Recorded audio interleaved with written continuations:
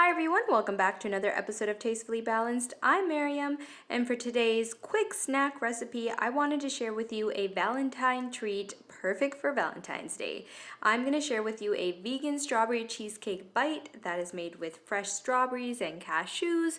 Really easy to make and very, very delicious. So if you guys love snacks and holiday snacks especially, please subscribe and keep watching.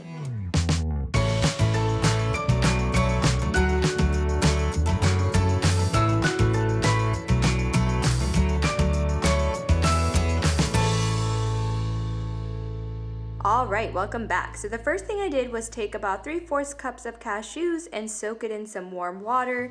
This just makes it easier to blend, especially if you don't have a very powerful blender. This is really gonna help, so I suggest not skipping out on this step.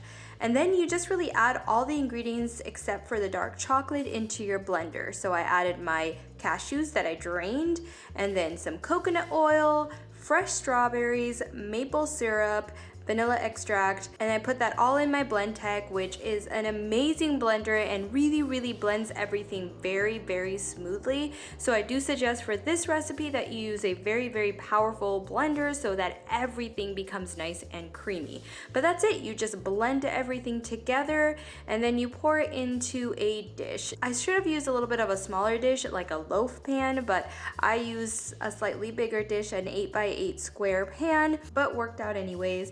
I just poured all of my ingredients in there and I popped it in the freezer to let it freeze completely.